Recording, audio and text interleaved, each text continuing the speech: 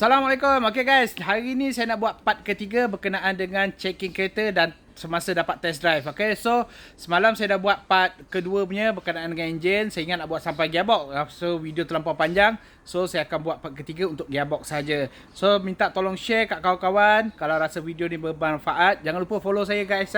So ni video TikTok baru saya. TikTok lama ada masalah. So tolong follow balik TikTok baru saya. Saya akan bagi info-info berkenaan dengan kereta dalam TikTok saya ni, insyaAllah. Sebelum kita pergi checking dulu, tolong buat research dulu. Kalau korang dah dapat kereta apa yang korang nak beli tu, dah dapat nak test drive, sebelum kau pergi test drive, tolong buat research dekat Google ke, dekat mana-mana platform media sosial. Tolong check dulu kau punya kereta yang kau nak beli tu, kau nak inspect tu pakai gearbox apa.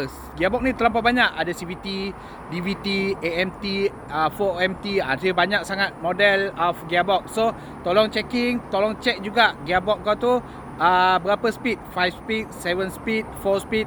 So benda tu main peranan masa kau nak checking nanti. Okay, sedikit info, tak semua kereta ada stick untuk check minyak gearbox tau. So kalau kereta-kereta model lama yang tak pakai CVT akan ada stick untuk ni. So kau boleh check melalui sini minyak gearbox dia cantik lagi ke tak, lepas tu on point ke tak. Okay, kalau contoh macam kereta yang ni CVT memang takkan ada stick untuk cari. Walaupun kau nampak macam ada tu kan, dia ada macam tu, tapi dia bukan stick untuk check minyak hitam, minyak gearbox tu. So kalau untuk CVT tak payah check untuk stick tu, sebab memang dia takkan ada dekat dalam gearbox punya stick. Okay, so bila korang dapat test drive, gearbox tu memang kena bawa kereta. Kau tak boleh duduk tengok-tengok gearbox situ, kau tak dapat function apa-apa. Okay, so kau kena bawa kereta baru kau dapat feel. So untuk gearbox CVT paling kena berhati-hati. Okay, sebab dia punya gear penukaran gear terlampau smooth. Kadang-kadang kau bawa tu kau tak rasa gear tu dah bertukar pun. So cara dia mudah. Masa kau bawa kereta tu, starting tu kau kena tengok dekat RPM. Okay, so masuk gear ke D, setiap kali penukaran gear, dia punya RPM akan drop. Lepas tu dia akan tengok kat situ. So kau kena buat kiraan. Kalau kau punya kereta 7 speed, 8 speed, 10 speed, kau buat kiraan betul tak dia masuk gear on time. And then yang paling penting, dia tak sentap sekali. Tapi sebelum tu terlupa, sebelum kau nak jalan masa test drive tu, tolong check dulu, pergi ke gear R.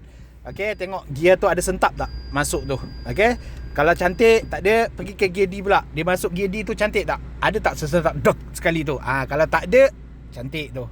Okay, masa test drive macam saya cakap tadi, tengok RPM, buat kiraan kau punya speed berapa. Kalau 5 speed, make sure sampai 5 speed cantik. Jangan sampai nampak meter tu meraung. Itu ada something wrong somewhere dekat gearbox.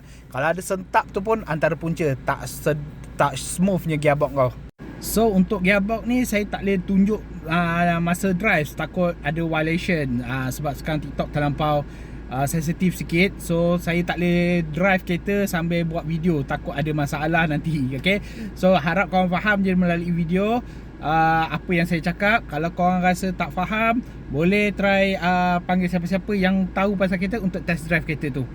So untuk gearbox ni terlampau banyak sangat nak isu kan, tapi make sure benda-benda yang saya cakap tu sedap. Okey, masa kau bawa tak ada rasa sentap-sentap tu, tak ada masalah. Yang paling penting masa kau beli kereta tu, make sure ada warranty. Sebab apa, gearbox ni kita tak boleh jamin 100% dia akan okey sampai bila-bila. So at least dalam 2-3 tahun tu ada warranty yang cover. Kau beli kereta tak pening kepala nanti.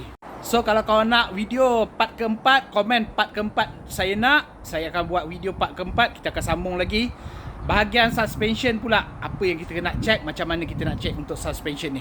So kalau kau nak dapat kereta-kereta yang terbaik, tak payah pergi jauh-jauh, datang cari saya. Saya buat penghantaran seluruh Semenanjung, InsyaAllah secara percuma sahaja. So kalau kau nak mencari kereta, boleh cari saya Syahrin di MAF Auto. Assalamualaikum guys.